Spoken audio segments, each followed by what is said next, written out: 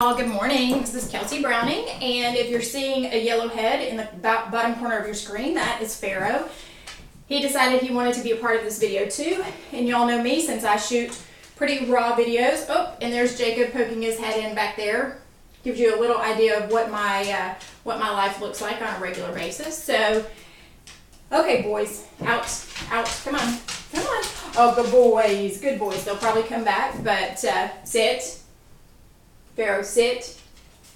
Good, thank you for not embarrassing me on screen. So, for those of you who don't know me, I'm Kelsey Browning, and I am a romance and women's fiction / mystery author.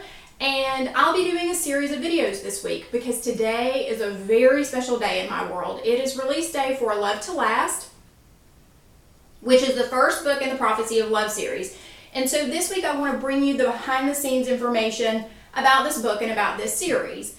So this book, the idea for it was born years and years ago when I was living overseas in Doha, Qatar, and I came across an ad in Southern Living magazine for Rocket Buster boots. And if you're not familiar with Rocket Buster, they actually are in El Paso, Texas, and you can look them up online. I'm pretty sure they're rocketbusterboots.com. Don't do it while you're at work because it is total boot porn, cowboy boot porn, and you will not get off there for 3 hours. So wait and do that while you're at home. So I wanted to give you a little more information about this particular book. So I saw this ad for Rocket Buster boots, which again really just got my imagination going. And then not long after, probably, I don't know, a few months later, you can see my dogs really listen to me. A few months later, I reread a book that I'd read years ago, and it is Ray Bradbury's The Illustrated Man. And if you've read that, it's a pretty freaky set of stories about a guy who is tattooed all over his body, and each one of his tattoos tells a story. So I got to thinking to myself, well, what if a pair of cowboy boots could work in a similar way? What if a pair of cowboy boots could tell you a little bit about your destiny, and not only what your destiny is, but who you're destined to be with, who your soulmate is. So I know some of you are wondering, if I had this idea so many years ago, why is today in 2015 the release day for this book?